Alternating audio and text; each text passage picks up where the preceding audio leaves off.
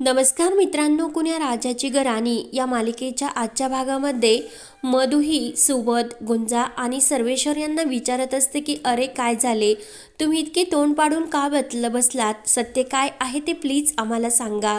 आणि कबीर मला कायम सांगत असतो की पत्रकाराच्या आईला एका कठीण परिस्थितीला सुद्धा सामोरे जावं लागतात, त्यामुळे मी तुम्ही समजता तितकी कमकुवत मनाची नाही. मला प्लीज सत्य काय आहे ते सांगा. आणि तुमच्या शांत राहण्याने मला आणखीनच त्रास होतो, हे तुम्हाला का समजत नाही.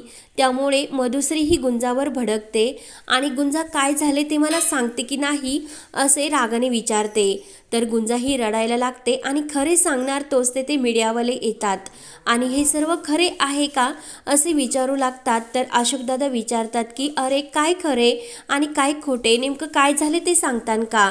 तेव्हा लगेच ते मीडियावाले म्हणत असतात की कबीर सर हे किडनॅप झाले. ते ऐकून घरातील सर्वांना तर खूप मोठा धक्का बसतो. विजया घाबरतच म्हणते की मधु काय ग हे. तर मधु ही घाबरत सर्वेश्वरला विचारते की अरे दादा हे सर्व खरे आहे का.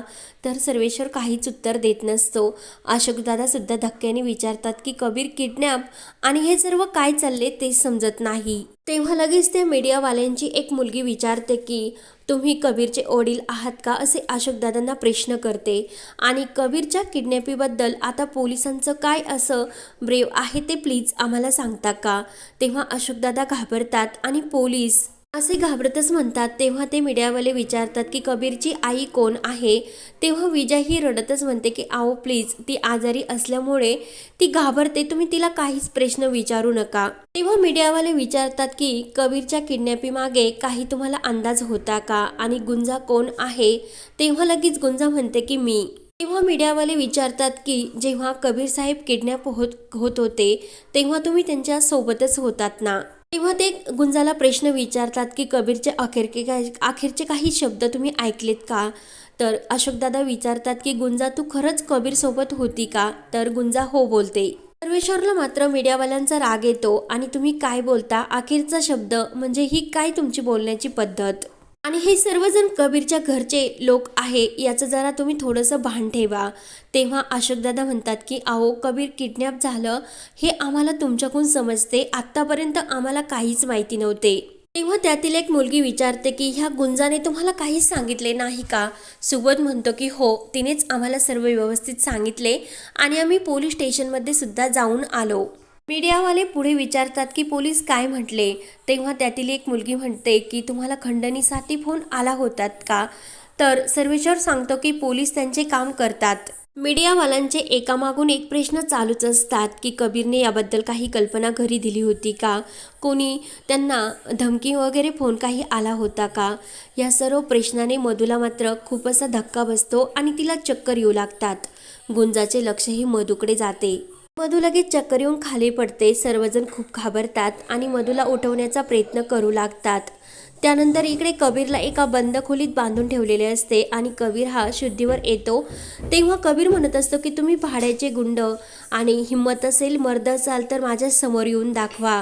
तेवढ्यात लगेच तो गुंड हसतच येत असतो आणि तो गुंड कबीर समोर येऊन म्हणत असतो की आम्ही भाड्याचे गुंड तुमची शुद्धीवर येण्याची वाट बघत होतो, तुम्हाला सोडून आम्ही कुठे जाणार होतो. तेव्हा तो गुंडांचा लीडर त्या एका गुंडाला चांगला झोडपतो आणि कबीर साहेब इतक्या लवकर शुद्धीवर आलेच कसे असे विचारतो. त्यामुळे कबीर सरांचा आणखीन पाहुणचार व्हायला हवा म्हणून तो आपल्या साथीदाराला पुन्हा कबीरला जास्त मारण्यासाठी लागतो. तेव्हा लगेच कबीर म्हणत असतो की तू खरा जिगरमंद असतील तर 2च मिनिटं फक्त हात सोड, मग तुला दाखवतो की मर्दांगी काय असते ते. तो गुंड उठतो आणि आमच्या साहेबांचं नाव जगासमोर आणण्याचा प्रयत्न केला ना, त्याचाच हे परिणाम तू भोगतो. आणि आता शांतपणे हे आर्टिकल मागे घ्यायचे आणि माफीनामा करून पूर्णपणे बंद करून टाकायचे अशी कबीरला धमकी देतात. तर कबीर म्हणतो की हे आर्टिकल मी मागे घेत नाही, काय करायचे ते करून घ्या. तेव्हा तो गुंड आणखीन जोरात कबीरच्या थोबाडीत मारतो. तेव्हा त्यातील एक गुंड जोरजोराने काठीने कबीरला मारू लागतो. तर तो लीडर म्हणत असतो की अरे त्याला मारायची सुपारी आपल्याला भेटलेली नाही, तो मेला नाही पाहिजे. तेव्हा कबीर पुन्हा त्या काठीच्या माराने बेशुद्ध पडलेला असतो आणि तो म्हणतो की अजून हा मेलेला नाही.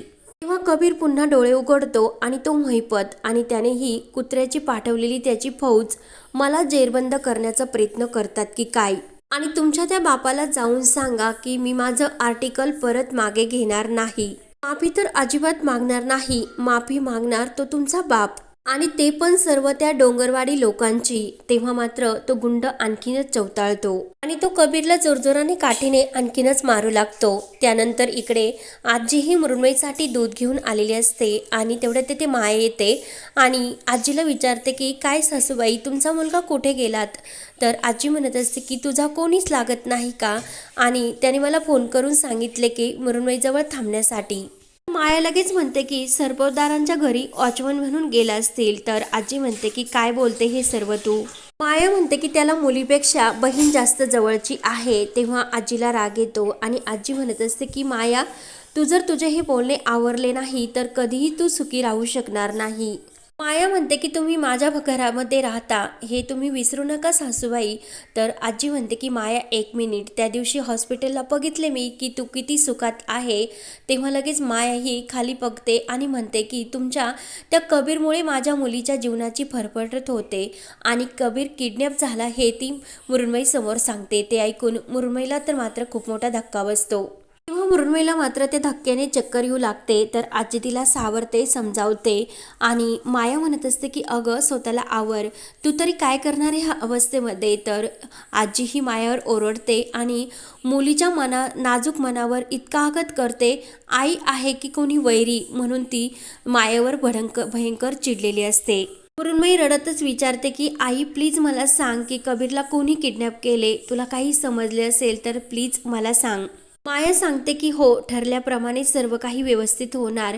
म्हणजे आता फोन येणार, मग सर्वेश ते पैसे भरणार आणि त्यानंतर सगळे सरपोतदार ते पैसे वाटून घेणार.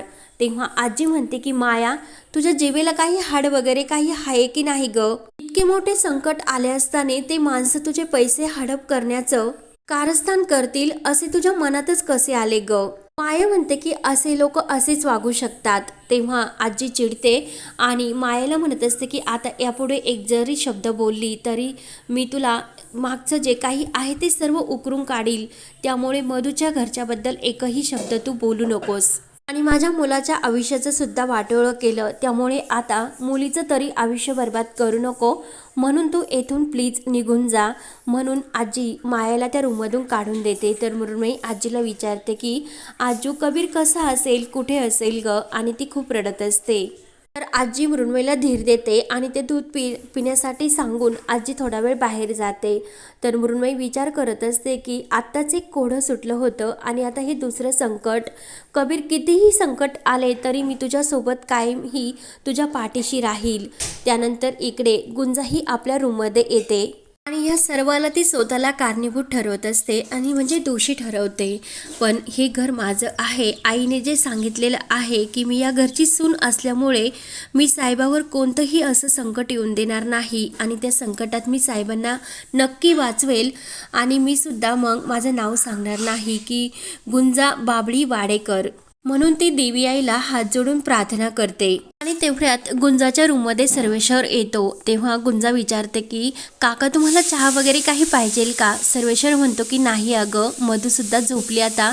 तू सुद्धा 2-3 दिवसापासून हॉस्पिटलमध्ये असताना झोपलेली नाही, त्यामुळे थोडासा आराम कर.